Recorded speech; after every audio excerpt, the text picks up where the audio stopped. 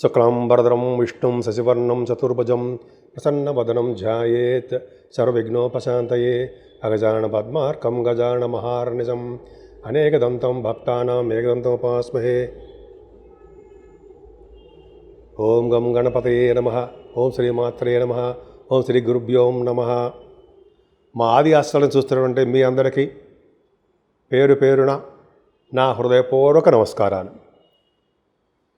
ఇప్పుడు మనం ఆగస్ట్ 1 తారీఖు నుంచి 31 ఆగస్ట్ 2025 ఈ ఈ 1 మంత్ కూడా ఈ ప్లానెటరీ పొజిషన్ ఎలా ఉండబోతోంది 12 రాసుల వాళ్ళకి, అసలు ఆ గ్రహాలు ఇచ్చే ప్రభావము, వాళ్ళు ఇచ్చేటువంటి ఫలితాలు జనరల్గా అందరికీ వర్తించకపోవచ్చు కానీ చాలామందికి రిఫ్లెక్ట్ ఉంటుందండి. సో దానికంటే ముందర నేను మీ Adinarayana Rao Sharma, CMA and MA astrology, అది మీకు తెలుసు.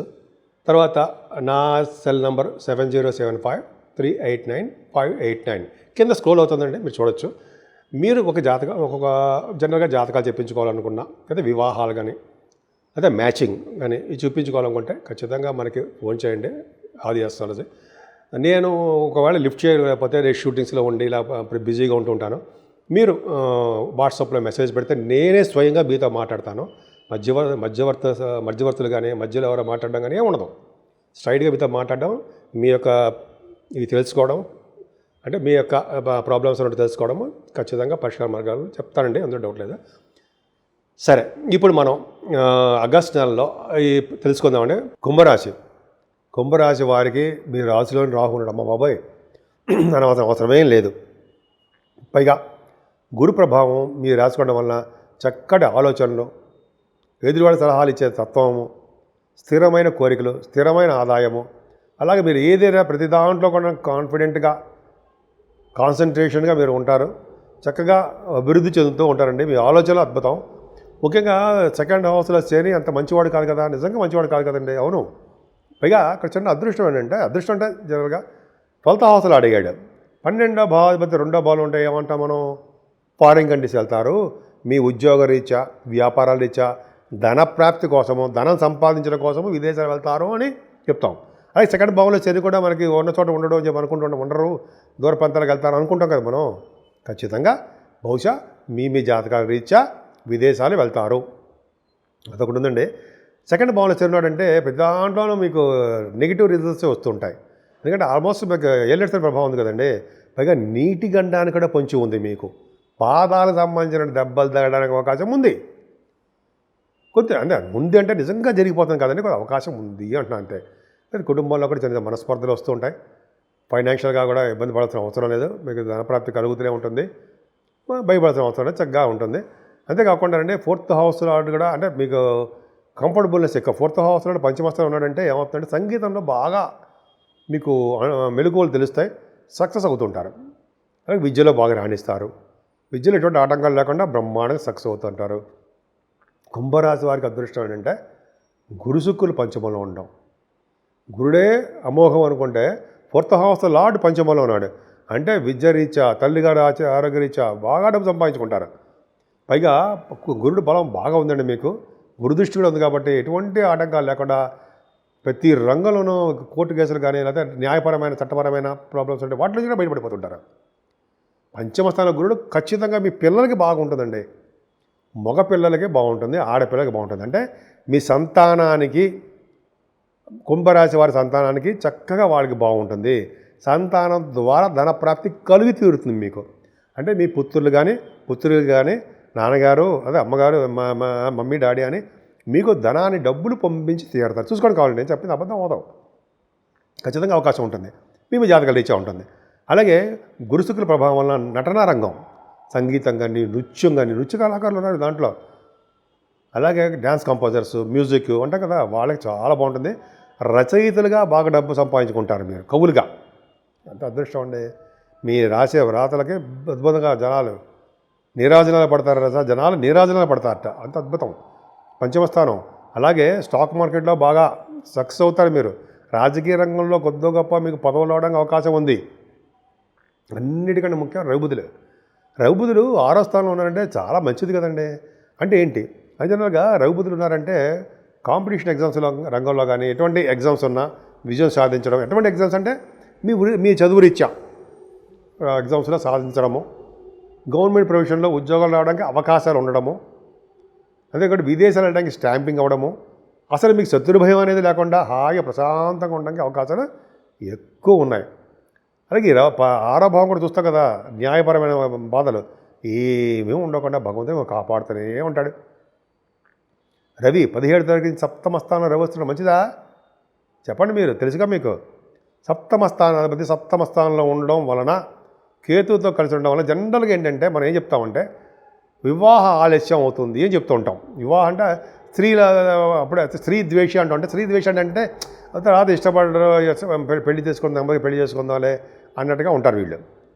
సప్తమ స్థానం రవితో కలిసి కేతు కాబట్టి కేతు ప్రభావం కూడా ఉంటుంది కాబట్టి ఆలస్య వివాహం ఉండడము, లేకపోతే మీరు విదేశాలకు వెళ్ళడము, ఉన్న ప్రాంతం నుంచి వదిలి విదేశాలు వెళ్ళి వేరే వాళ్ళ ఇళ్లలో భుజించడము, వేరే వాళ్ళ ఇళ్లలో ఉండడము, అక్కడ ఉండడం వల్ల మీకు ధనప్రాప్తి కలగడము జరుగుతుంది.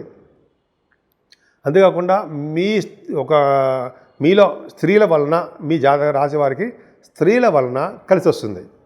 అంటే స్త్రీలు అంటే ఎవరు అంటే మీ అమ్మగారు, మీ మిస్సెస్ గారు, మీ అప్పచెల్లెళ్ళు, అలాగే పిన్నులు, అమ్మమ్మలు, అంటే ఆడవాళ్ళ వీళ్ళందరూ మన వాళ్ళే కదండి. వాళ్ళ వలన మీకు చక్కటి అదృష్టం కలగబోతోంది. అలాగే స్త్రీ వర్తి అంటే ఆడవాళ్ళ మాట వింటారు మీరు, భర్త మాట కానీ భార్య మాట కానీ వినడానికి అవకాశాలు ఎక్కువ ఉంటాయి. వాళ్ళ వలన మీకు బాగా డెవలప్మెంట్స్ ఉండి తీరుతాయి. కానీ ఇక్కడ ఏమంటే అష్టమ స్థానంలో కూతురు ఉండడము, శనీశ్వరుడు చూడడం వల్ల చాలా జాగ్రత్తగా ఉండండి. మీకు ఏదైనా ఆపరేషన్ జరగడానికి అవకాశం ఉంది. అష్టమ స్థానం కూర్చుండడం వల్ల చిన్నపాటి దెబ్బలైన తగులుతాయి, బ్లడ్ అని కనిపిస్తుంది. ఆగస్టు నెల మాత్రం చాలా జాగ్రత్తగా ఉండవలసిన మాసమే కుంభరాశి వారికి. నీటి వల్ల కానీ, అగ్ని వల్ల కానీ, రోడ్డు ప్రమాదాల వల్ల కానీ ఇవన్నీ మీకు జరగడానికి అవకాశాలు సూచిస్తున్నాయని చెప్తాను తప్ప మనం భయపెడతాడు మాత్రం ఏమాత్రం కాదండి. కానీ భాగ్యస్థానం మాత్రం చాలా పర్ఫెక్ట్గా బాగుంది. భాగ్యస్థానము లాభస్థానాలు రెండూ కూడా రెండే వలన ధనప్రాప్తి బాగా కలుగుతుంది. ఏ వ్యాపారం చేసినా వ్యాపార అభివృద్ధి కలుగుతూనే ఉంటుంది. తీర్థయాత్రలు చేస్తారు, అలాగే ఫారిన్ కంట్రీస్ వెళ్తారు. నైమిసారణ్య యాత్రలు కూడా చేయడానికి ఎక్కువ అవకాశాలు మీ జాతకంలో బాగా ఉన్నాయి. గురుగారితో అద్భుతంగా ఉందండి. ప్రొఫెషనల్గా 10th హౌస్ లార్డ్ మీకు కుజుడు అవ్వడం వలన, శని పైగా అష్టమ స్థానం అవడం వలన, శనీశ్వరుడు చూడడం వలన సాఫ్ట్వేర్ రంగ ఉద్యోగస్తులకి మాత్రం బాగుండదు. వాళ్ళు ప్రమోషన్స్ రావడం తగ్గిపోవడమో, చిన్న ఇబ్బంది కలగడమో జరుగుతుంది. ఆ కుజుడు ప్రభావం వలన కూడా రాజకీయ రంగంలో ఉన్న వారికి కూడా అంత అద్భుతమైన ఫలితాలు ఉండవు. అంతేకాకుండా రియల్ ఎస్టేట్ రంగంలో ఉన్న వారికి కూడా ఆ లాభాలు అనేవి తక్కువ. అందరూ కూడా నీటి వలన లేకపోతే కొద్దిగా రోడ్డు వలన ప్రమాదాలు జరగడానికి అవకాశం ఉంది. ప్రొఫెషనల్గా మీరేమీ థ్రిల్లర్ కాదు, అంత అద్భుతమైన ఫలితాలు ఏమి ఉండవు. ఉద్యోగం కన్నా వ్యాపారం ఏమన్నా అన్నట్టుగా మీరు వ్యాపారంలో బాగా డబ్బు సంపాదించుకుంటారు ఉద్యోగం కన్నా. అలాగని చెప్పి ఉద్యోగం మానేమని ఎప్పుడు నేను చెప్పను.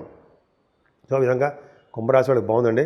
ముఖ్యంగా సుబ్రహ్మణ్యేశ్వర స్వామిని అసలు వీడకుండా సుబ్రహ్మణ్య స్వామిని పూజిస్తే ఎటువంటి యాక్సిడెంట్స్ కలగకుండా ఆయనే మిమ్మల్ని కాపాడుతూ ఉంటాడు. ఖచ్చితంగా ఆయన చూసుకుంటాడు. మీ బాధ్యతలన్నీ ఆయన మీదే పెట్టండి. అలాగే అమ్మవారిని పూజించడం వల్ల, శనీశ్వరుని పూజించడం వల్ల ఆగస్టులో మొత్తం కూడా మీకు మంచి కలిసి రావడానికి అవకాశాలు ఉన్నాయి. ఇప్పుడు మనం రెమెడీస్ అని చేసుకుంటామండి. రెమెడీస్ చేసుకున్న మాత్రమే మొత్తం దోషాలు పోతాయని కాదు, ఎక్కడెక్కడ అలా ఉండదండి. కాకపోతే అంటే మనకు వచ్చేటువంటి దోషాలు కానీ లేకపోతే యాక్సిడెంట్స్ కానీ దగ్గరకు వచ్చి ఆగిపోతూ ఉంటాయన్నమాట. అవి మాత్రం జరగడానికంటే తగ్గుముఖం పడడానికి అవకాశం ఉంది. రెమెడీస్ అంటే అవే పూర్తిగా మనకి యాక్సిడెంట్ కాకుండా ఉండదు, చిన్న దెబ్బలు తగ్గడానికి అవకాశం ఉంది. రమణ మహర్షి గారు కూడా చెప్పారుగా. కాబట్టి మనం రెమెడీస్ ఏ చేస్తే బాగుంటుంది, మనం ఏ పూజలు చేసుకుంటే బాగుంటుంది అనేది ఇప్పుడు చెప్పబోతున్నామండి. ముఖ్యంగా మేషరాశి నుంచి మీనరాశి వారికి కూడా ఈ 12 రాశుల వారు కూడా ఈ ఆగస్టు నెలలో కూడా ఏమాత్రం బాగాలేదండి. ముఖ్యంగా శనీశ్వరుడు వలన, కుజుడు వలన చాలా రకాల దోషాలు ఉన్నాయి. ముఖ్యంగా చాలామందికి యాక్సిడెంట్లు జరగడము, బోన్స్ సంబంధించినటువంటి ఇబ్బందులు కలగడము, నీటి వలన ప్రమాదాలు జరగడము, అలాగే పాదాలకు సంబంధించినటువంటి ప్రాబ్లమ్స్ రావడము, వివాహాది వేడుకల్లో చిన్న చిన్న ప్రాబ్లమ్స్ రావడము, అలాగే ఈ సంవత్సరం ఆగస్టు నెల మొత్తం కూడా వర్షాలు బాగా కురవడము, కొన్ని సందర్భాలు ఉంటాయి. పిడుగులు పడడము, వర్షాలు పడడము, రైతులకు ఆటంకాలు కలగడము జరుగుతుంది. వీటన్నింటిని గురించి తప్పించుకోవడానికి ముఖ్యంగా చేయవలసింది ఏంటంటే అమ్మవారు, దుర్గా అమ్మవారిని పూజించే వారికి కానీ, దుర్గమ్మని పూజించడం అంటే చండీ హోమాలు, అమ్మవారి పూజలు చేసుకోవడం వలన. అంతేకాకుండా సుబ్రహ్మణ్యేశ్వర స్వామి 12 రాశులు చెప్తున్నారండి అందరికీ. ఒక్కొక్క రాశి వారికి ఒక్కొక్క విధంగా ఏం ఉండదు. వాళ్ళ ఒక్కొక్క అంటే అందరూ బాగుంటుంది కాబట్టి చెడు ఫలితాలు ఇచ్చే వాళ్ళకే పూజ చేయాలి మనం. సుబ్రహ్మణ్యేశ్వర స్వామి నిరంతరం పూజించే వాళ్ళకి ఓం శం శనీశ్వరాయ నమః, శనీశ్వరుని ఓం శం శరవణ భవాయ నమః ఇలా పూజించడం వల్ల సుబ్రహ్మణ్యేశ్వర స్వామిని శాంతిస్తారు. ఆయన కళ్యాణాలు చేయించుకోవచ్చు.